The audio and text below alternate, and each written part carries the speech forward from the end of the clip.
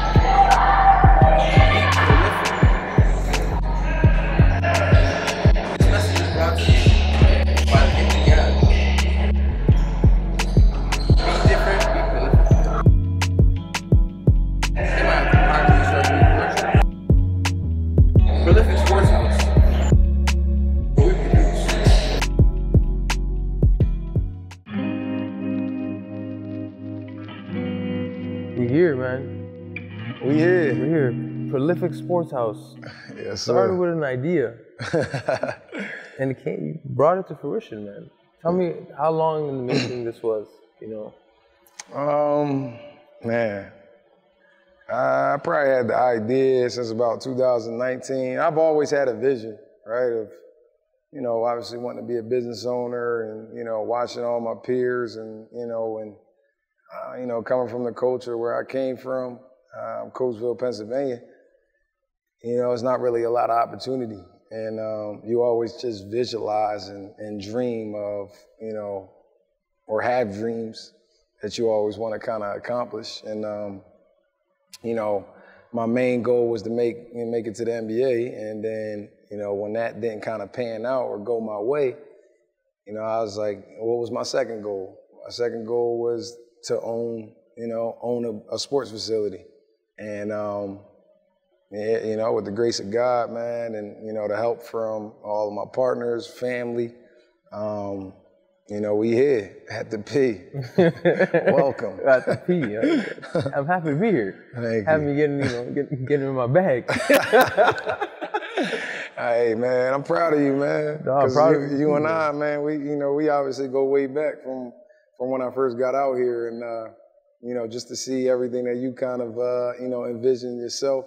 You know, it's actually amazing that, you know, you sitting down and you got your own podcast and I'm getting interviewed. Yeah. Man, it's a major honor and definitely kudos to you, you know, and just, you know, sticking with it, persevering, and being the thorough guy that you is, man. Appreciate I knew you, it was man. going to happen. Likewise, man. You know, the vibe was, you know, off the rip. You kind of know just who's who from the jump. You know? Right. Vibes don't lie.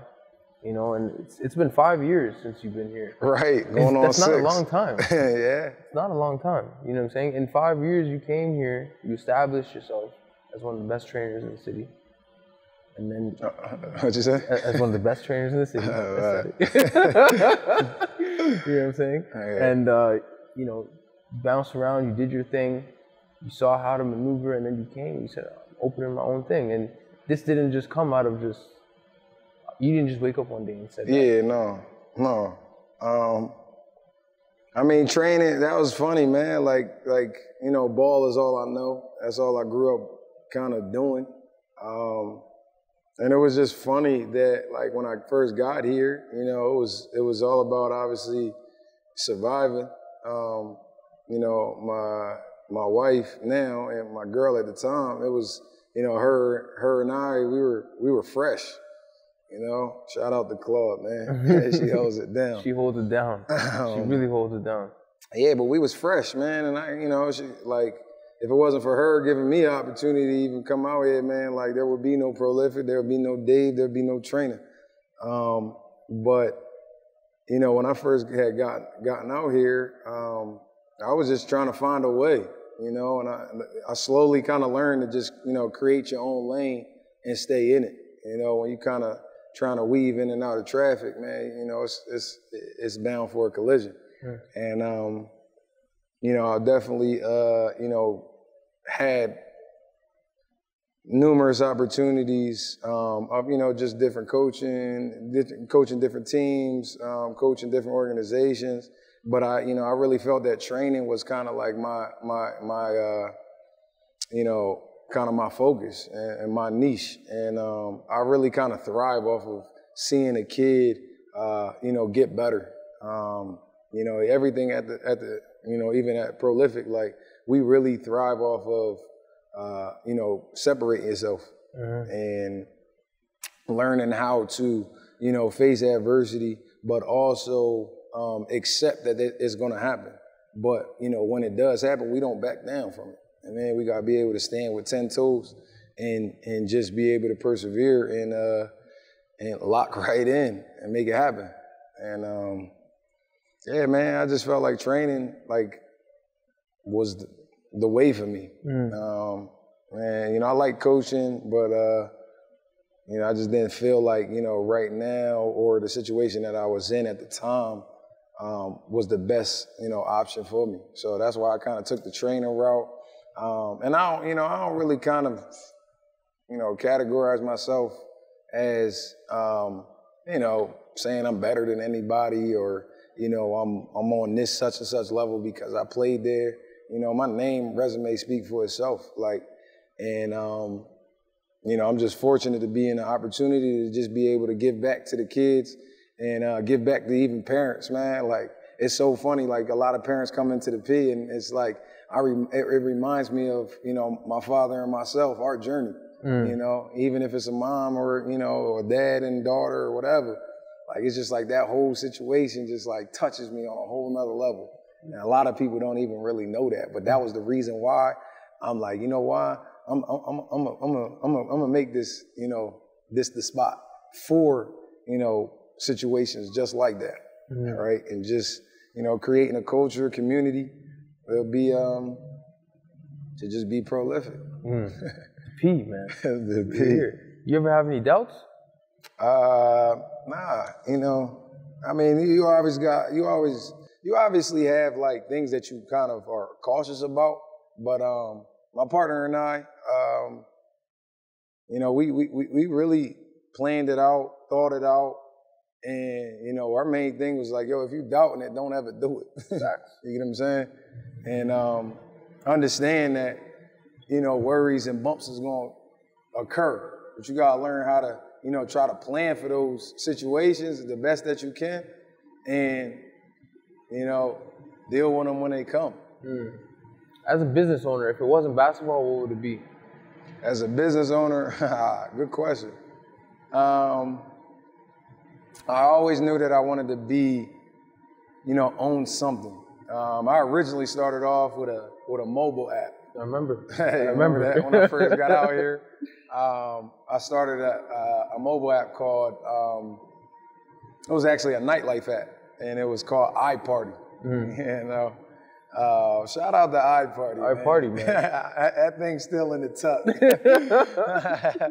And iParty basically kind of lets you know where the popping spots was going to be at in the night, you know, and it was really built off of like, you know, people in the, you know, local cities as well as people that were traveling. So like we always kind of ask that question of like, yo, what's happening tonight, city, yeah, right? Like what's happening, what's going on, where's people going? So I tried to kind of like create an app to be able to find out where the spots is at. And, you know, I learned a lot. Didn't pan out the way that I wanted it, but it's still in the tuck. And then what lessons did you bring from that when you came into, you know, opening your own facility? The biggest lesson is that I knew that I couldn't do it all by myself. My wife would probably say it a lot. A lot of people that know me would probably say like I'm stubborn. You know what I mean? And that was the main thing that I had to kind of like put the pride to the side and just learn that, you know, you don't know everything and that, you know, you can learn from others and, you know, there's no I in team, but there's an I in win.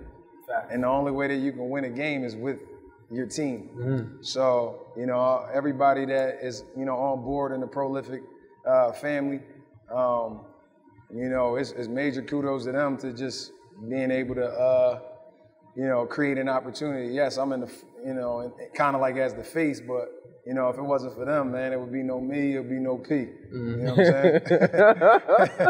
You running with that, huh? Yo, it's the P, man. We trying to do something different. Yeah. You know what I mean? We're not your average, you know, just gym where you come in and do what you want. You know what I mean? Like, we all about efficiency. When you come in here with a plan. You come in here with a motive. You come in here ready to work. And if, you know, once obviously COVID is, you know, and the restrictions are a little bit eased, you got to come in here ready for the smoke. You know what I mean? There's a lot of dudes, you know, itching to play, and we want to compete at a high level. You know what I mean? I don't know if a lot of people understand what prolific really means, but prolific is, you know, the definition is like large quantity of being very productive. You know, so, you know, when I kind of was, you know, choosing what, you know, where to go, like what to name the spot, like prolific, you know, shout out to Nipsey Hussle too. That was another influencer that kind of like, you know, helped me kind of figure out what I wanted to go with, you know, naming wise. But the word and the way that he spoke about it is like, that was me. You know what I mean? Everything that I do, I try to be prolific at. And, you know, I try to do everything over and beyond. I try to do everything like locked in and serious and focused and have fun when you need to. You know what I'm saying? But prolific is like our thing is be different, be prolific. You know what I mean? Because any little scenario or any little situation, you know, when it's coming down to you and somebody else, you gotta be different. You gotta be different. You gotta separate yourself. You gotta separate yourself. So, you know, that's kind of like our philosophy. If you ain't different, if you ain't trying to be different, this is not probably the spot for you. But, you know, if you is, we gonna lock all the way in and make sure, you know, that we at least teach you how you supposed to be. You know what I mean? And we definitely understand, like, it ain't easy. Like, it wasn't easy to get here. Like, you know, like I said, I tried to get this thing in 2019. We actually had a deal closed in 2020, but COVID had hit. So we had to kind of back out of that. And then, you know, it was so funny because I used to be, basically when the situation had happened, I was just like, God, man, you know, show me a sign. Like, show me a sign. Am I supposed to do this or am I not? And that's where you can kind of say it might be doubt or this and that. But I'm a firm believer of like, man, if it's supposed to happen, it's going to happen. Yeah. You know what I mean? And God definitely will, you know, kind of lead the way and lead the direction and show me the path. And I've always said from Jump Street, like, man, I want to run my own spot. And you're doing it. God willing, I'm doing it. You're doing it, you know? You touched on the Nipsey thing. I think Nipsey's death had an effect on, he died on my birthday, so that hit very different. That's energy. You know what I'm saying? Energy. So, like, what did you take from him, besides the name prolific, but what other influences did you take from that and implement into your... Man, I took a lot. I think I took a lot from Nips, from the business aspect, and from just, you know, a human aspect, a relationship guy aspect, and learned a lot of traits that he was kind of, you know, preaching, and his message behind everything that he kind of, you know, was always kind of saying. He was, you know, built for, obviously he came out of poverty. You know, like where I'm from, you know, it is a lot of poverty, but I didn't kind of grow up down in that, you know, in that environment. I was, you know, fortunate. But, you know, I had a lot of friends that kind of was, you know, in it, right? And I was their outlet. And I felt like Nipsey was, you know, he obviously grew up in that culture, but he was a lot of people's outlet through his music, through, you know, his interviews, through everything that he kind of preached. And I feel like, you know, I'm the example. You know, I'm supposed to be the example of, you know, you can make it. You can do it. You can create something. you know. And it's funny, like when Prolific came, you know, when it established and kind of hit the social media and you know, kind of went viral a bit, like people were really contacting me like, yo, man, this is motivation. And this is like inspiring. And this is like, yo, man, you creating hope. And I'm like, yo, I'm just regular Dave Singleton. You know what I'm saying? Like, but it was so, it touched me on a whole nother level to where I'm like, yo, man, maybe I am, you know, that person. Maybe I am supposed to be that example. And I think it validated, you know, everything that I kind of thought, because I knew that I was supposed to be, you know, example for others, and, you know, a lot of my friends and peers back home, and just everybody in my city, like, and everybody that kind of followed me on Instagram and stuff like that, like, I feel like I'm supposed to be the you know, an example of like what, you know, doing right. I ain't perfect. I mean, I ain't gonna say that I got here being perfect, but I try to every day, 1% get better. Yeah, that's the motto. That's the motto. That's the motto right there, right? Yeah, man. It's been crazy to see the journey. You know, I've seen it from a first-hand perspective. You know, for sure. I've seen from when you got here. I've seen the trajectory, and it's been amazing to watch. You know what I'm saying? So for me, when I seen you finally open the facility, because I knew this was a long time coming, I was like, I couldn't explain the feeling, but it was inspiration. You know, you feel inspired because you see someone work towards that one thing, that executing a vision. And when it happens, I know you just getting started, but when it happens, it's like, yeah. You deserve this. My God bless. You worked hard for this. You worked a lot to get here. Yes, sir. You know? And you never know who's watching. You're right. You never know who's watching. So it's like, if you stop, you know, that's that. For them, it seems like, well, the guy I was watching stopped. So I can stop. you can't stop. Can't stop. You know? Yeah. Where do you see the basketball culture going? In Calgary, here in Alberta?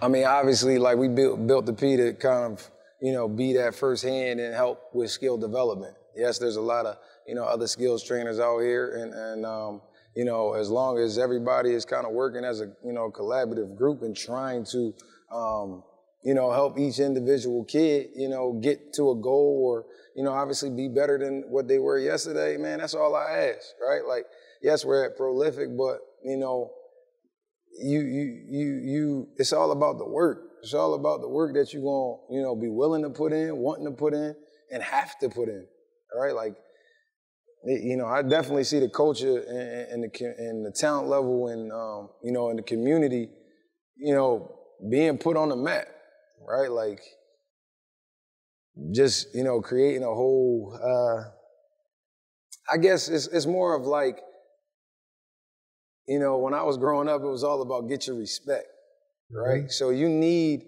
players, you need athletes, you need programs, you need organizations to represent, to be able to get that respect. A lot of people don't know Calgary or Western Canada or hoopers that came from here. You know what I'm saying? And where I'm from, like, we got hoopers left and right, you know? Like, shout out back to Coatesville, like, but you know, I'm here now and I'm trying to help this community, you know, take off.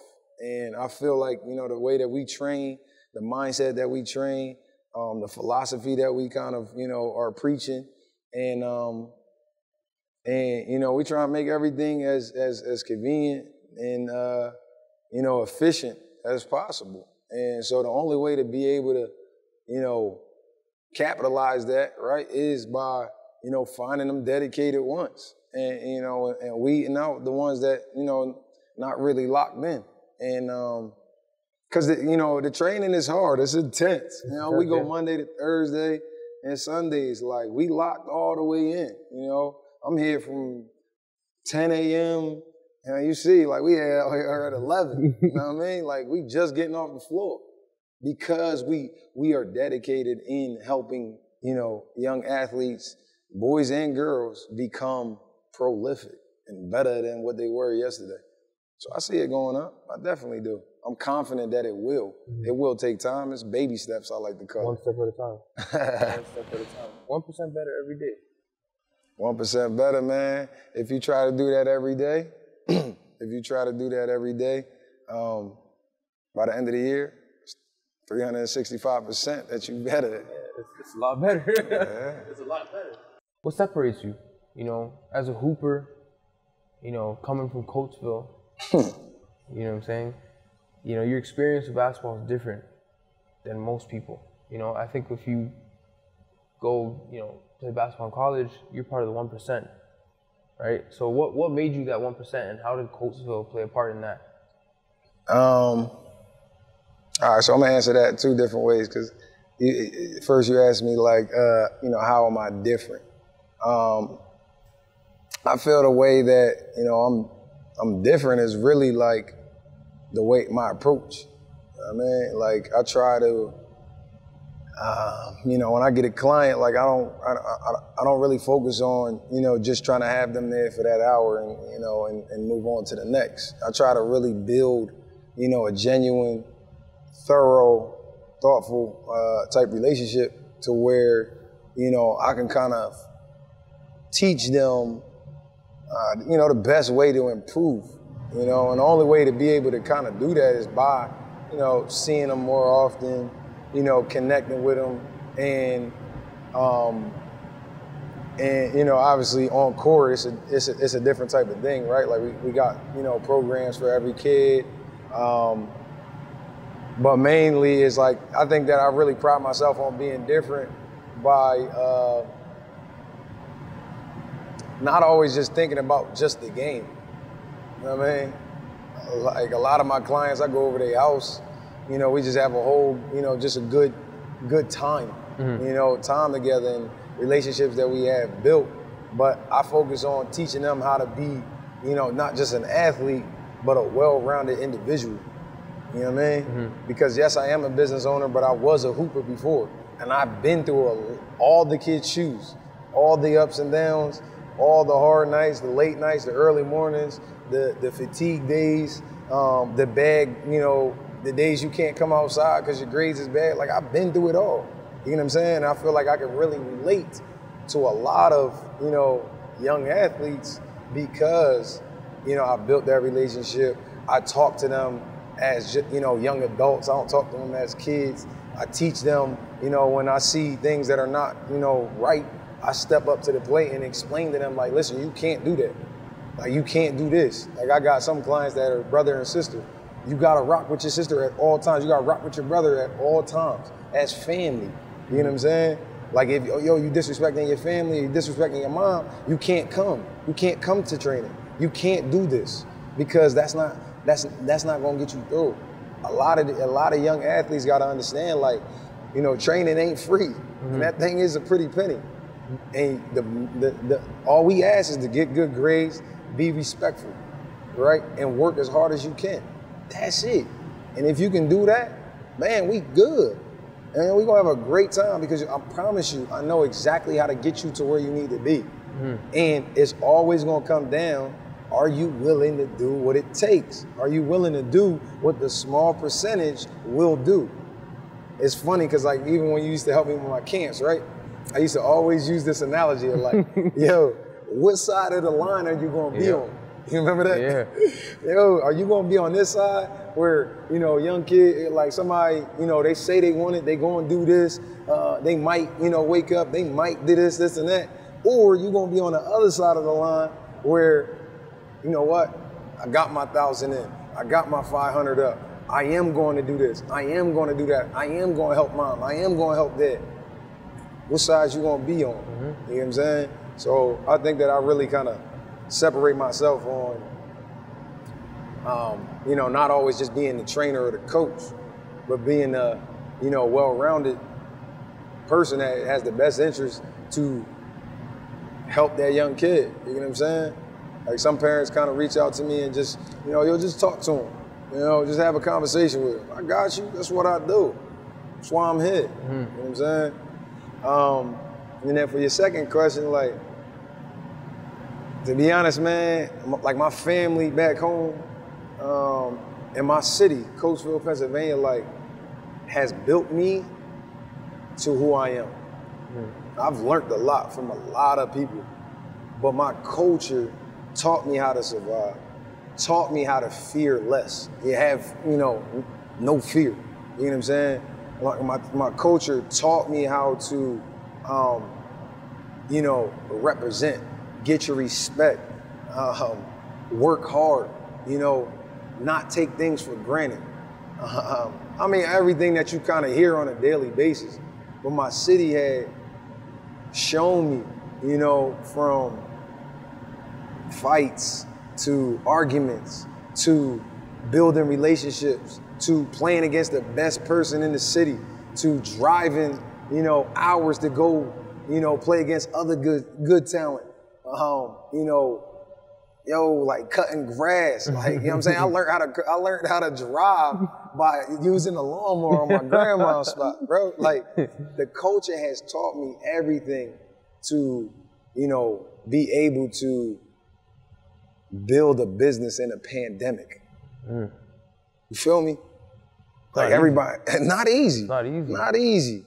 By the grace of God, by the you know, tools and things that I have learned, you know, throughout my whole journey, and just kind of growing up, you know, back in that environment, man, like, it was all about, you know, making it through another day.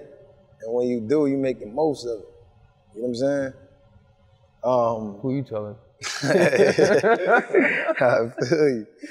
feel you. The culture is different, man. A lot of, it's funny, like, a lot of parents ask me, and kids ask me, like, how do you build confidence? You know what I'm saying?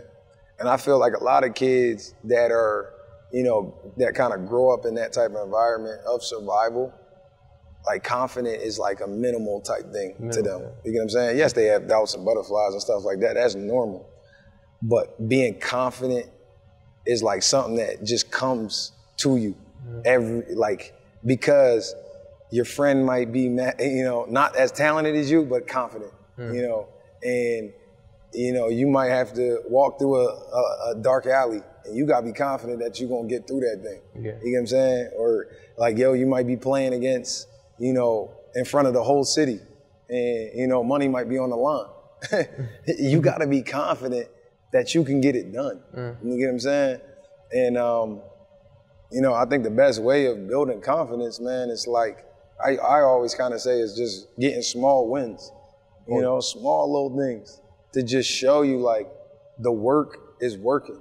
To reinforce that belief. Right, right. Yeah, that belief.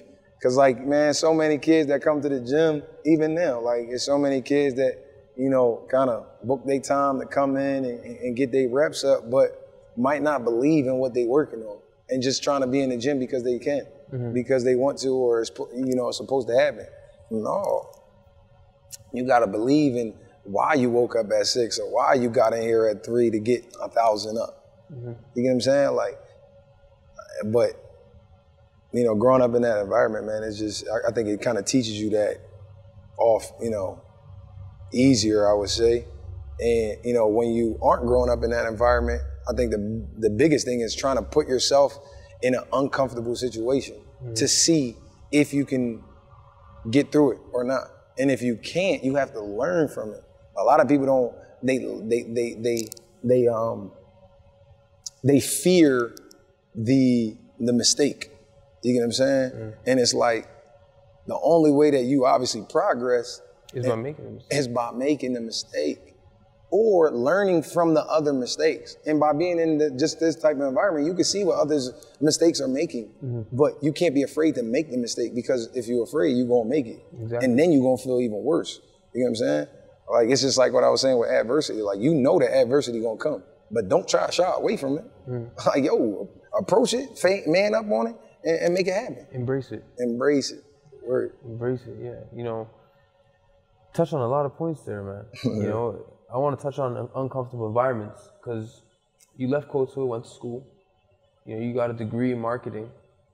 You know, as a business owner, you know, because usually the conversations nowadays is, you know, entrepreneurship, you know, education. Mm-hmm. You know, tell me how you bridge the gap. I think I was able to kind of, I don't know, I came up in that, I guess, era of where it was still the norm to kind of like graduate high school, go to college, get a degree, and try to do something. Now you see a lot of 19-year-olds, 20-year-olds owning their own thing. I've seen 6-year-olds make $2 million on YouTube. You get what I'm saying? Like, you know what I'm saying? So it's so many different ways and avenues of being able to kind of get put on and get put in a position to where it's like, you know, which one do you outweigh? I think it's all about everybody's journey is different. You know, I can't really sit on here and say that, you know, my journey was supposed to happen or, you know, this kid's journey is supposed to act like mine. Like, no, I've been through a lot. Like, there's a lot of different things that might not happen to, you know, the normal kid. But I definitely, you know, would preach and say, like, follow your path, you know, and don't try to force it. Don't try to force it. Like, if you really ain't feeling school, you know, and you feel like, yo, you got a great idea that might take off, yo, school gonna be there. That's why they got online. And COVID really kind of showed that we can produce online. You get what I'm saying? But I'm not saying for the kid that, you know, doesn't have an idea and, you know, thinks that school is the route. That's the route. Follow your path and don't force it. Don't force, you know, trying to do something that ain't, you know, aligned. But yeah, man, I got a marketing degree. You know, I try to use that skill set as much as I learned. And, you know, so many different stuff kind of is new now, you know, from when I was in school. Like, you know, I try to keep up with the trend, but obviously social media is like, you know, if you got something hot, like, you get that 6-second window with somebody's engagement, like, you're good. You know, you good, right? So we try to really focus on stuff like that. I mean, it's funny, like, man, I used to not really like kind of talking into the camera, but now I'm kind of seeing like that's, you know, a lot of people like to see me, you know, talk or, you know, my staff talk or, you know, my wife talking like, because it's more of an engaged, you know, it's cool with the pictures and stuff like that, but like when you can kind of feel what, you know what I'm saying, or feel what's going on, like, I think it kind of touches people in a little different light. That's facts. What do you think is the most important aspect in the entrepreneurship world?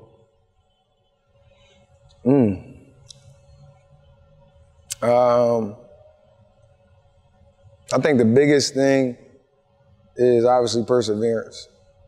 I think the next thing is work ethic. A lot of people always say kind of like work hard.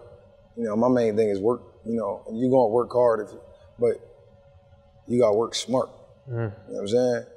Like I'm going to, you know, 11 to 11 or 10 to 10, you know, in the beginning, that's what you gotta kind of do. But what is the smart longevity, you know, right thing to do? You know, I mean, definitely perseverance. That's a good question, boy.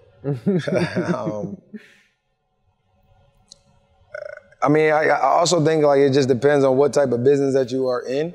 You know, we are in the like people business. So, you know, my main thing is obviously creating a vibe and a culture that you feel like it's good energy every time you walk in the P. That's what we really kind of thrive and really try to focus on is, you know, just creating a culture to where, you know, it just feels good. You know, anybody and everybody can kind of come in and experience it and not feel any type of way. You know what I mean? But yeah, that's really it. I mean, you taught me the importance of networking. Networking is one of the ones I think is very underrated. Yeah. Not talked about. Give me your take on networking. I think it's good. Like I think that's I think actually that, you know, that is definitely a key trait, right? Like Most of my partners, I don't technically, they're not family members, right? So I have built, you know, and networked with them and you know, a lot of people in the city, like, you know, we just kind of have built that relationship and that bond that is like, wow, you know, if I was kind of like closed-minded, you know, who would have known if I would have been, you know, able to be in this type of position? But yeah, you know, networking I think is key, man. Like, it's so funny because, you know, when I used to like hoop, you know, that was my biggest thing, right? It was to kill whoever was in front of me, but also, you know, like build a relationship and network with these other hoopers, because I was always kind of on the search, like, where's the, you know, what we call it is, where's the rec? Like, where are people playing? You know what I'm saying? So I always wanted to have like a, you know, a relationship built with somebody if I'm ever, you know, traveling in California or DC or Dallas or, you know, wherever, and just be able to call somebody and, you know, say like, yo, I'm in your city, like, you know, where's the rec, right? So I was really kind of big on like, you know, just being friendly and, but also, you know, understanding like when to turn it on and when to turn it off. But I had a lot of, growing up, man, no, like my wife, she always funny, like when we first used to start like travel in the beginning, she'd be like, man, you know everybody. Like we go to anywhere. We fly any city in the US, man, I know somebody. Like shout out, you know, my guys, Jay Crowder, you know, my college teammates, my guys at High Point, my guys at Alberta, man, shout out to everybody there. But, you know, I've built these connections and friendships with, you know, a lot of my teammates. And, you know, I just, like, yo, like, I couldn't do it if I was just, you know, not trying to build with them. You get what I'm saying? And learn from them and, you know, hang with them and different stuff like that, man. But I think networking is key. It's definitely key. What do you want people to know about Dave Singleton? He a humble dude, you know? Like, I like to really kind of stay in the back. Like, I really, you know, it's funny, man. Like, so many people just say, you know, congratulations and different stuff like that, but it gives me butterflies. It's crazy because, like, I just wanted to build something for somebody else. And I'm always like that. Like, he's my best friend, you know what I mean? Like, I rather make sure that they happy and I you know, I get kind of like what's left over. You know what I'm saying? Like it's so, I'm always been like that, man. Just I rather others be happy, and I'm cool with just being able to provide and make sure that they happy.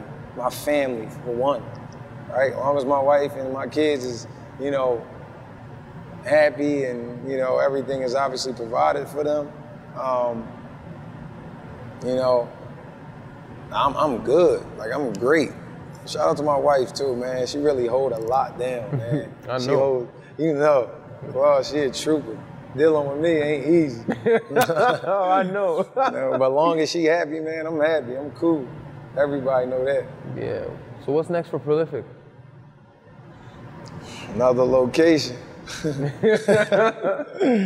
Another location, hopefully, God willing. You know, we want everybody to, you know, once, you know, restrictions is eased and it's safe and healthy to kind of be, you know, in the gym. You know, we hope that everybody can kind of experience at least one day in the P just to see that, you know, this is a spot to be. And yeah, man, I mean, our main thing is to help the next generation. Help the next generation be great. Not good, be great, right? 1% better, you know. And yeah, hopefully, man, we got another location. I'll tell you right now, man, it's an honor to be sitting in your first one. Thanks, brother. Thanks, man. I appreciate you, man. You've done a lot so far, and I'm just excited to see what you do next. Yes, sir. Yes, sir. Keep 1% better every day. You know, let us know where we can find you. Yeah, man. So my handle is Dave Singleton 10 on Instagram. And Prolific Sports House as well is on Instagram. So at Prolific Sports House, at Dave Singleton 10. Make sure you follow us, check us out, man. We right here in the southeast of Calgary. You know, check us out on Google. Find the address. Make sure you book your time in, man. We vibing. We here. We here. You guys heard it here first, man. Prolific Sports House. Where we produce. The P. Yeah, Appreciate you, my guy. Thanks, brother. Appreciate you, man. Yeah, you know. Yo, that was vibes. That was vibes, yeah. I love it.